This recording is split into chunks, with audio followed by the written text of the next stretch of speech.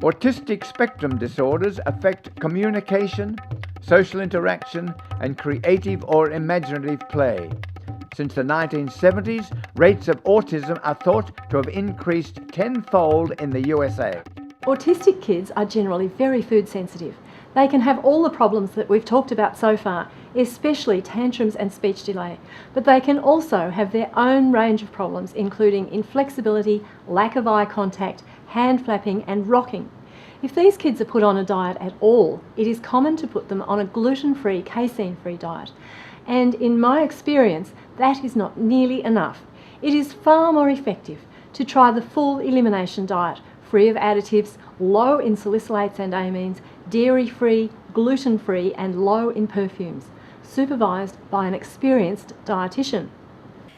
He has a Asperger's syndrome and ADHD type of disability, which meant that he was really out of control in terms of controlling his aggression. He was really quite violent. As a 3-year-old, he had incredible strength, and if someone said something simple like, "Please, can you turn off the TV?" he would go completely aggro and throw furniture around the room and rip books. And he did this at preschool more than he did at home. And obviously that was something that we couldn't possibly allow to continue. And so we were looking for some help to see what the problem might be. And we went to a paediatrician in Darwin who suggested that we should try him on the diet. And after that pretty much resolved all our problems. He still has ongoing Asperger's type syndrome symptoms, but it's something that we can mostly keep under control, and certainly the violent behaviour hasn't been a problem, except when occasionally he sort of slips off the diet a bit. But we went on to the fail-safe diet and found that it's just made such a huge difference to him. I don't claim for a minute that he's cured, but all of his symptoms seem to have just decreased, and it's like the mental fog has lifted and he started to kind of progress and pick up from where he'd sort of stopped progressing at about 18 months. And physically he's just healthier. His bowel problems have cleared up as well. He's just much more able to learn and better able to cope with things that he would not have coped with before. Ethan's language has improved out of sight. He was at 3.5 diagnosed with a severe speech disorder. He could speak, but he didn't really make a lot of sense. And since we've changed his diet, his language has just grown out of sight, and now he's sort of at an age-appropriate developmental level speech-wise, and he's quite understandable and makes sense.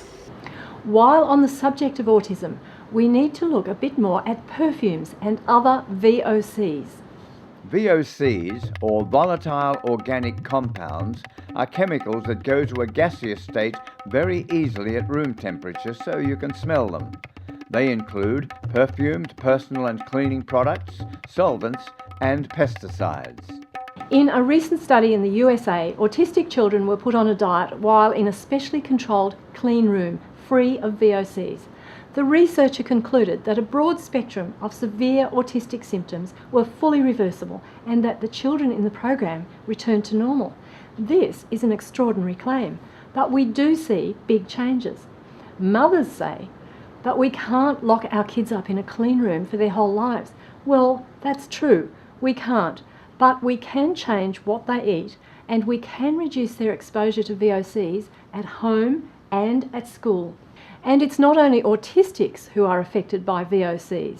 If I walk through the perfume department of Grace Brothers, my whole body reacts and goes prickly, not just my legs. As with additives, the most sensitive people notice the effects, but the majority don't realise they are affected until they remove the VOCs and suddenly feel much better.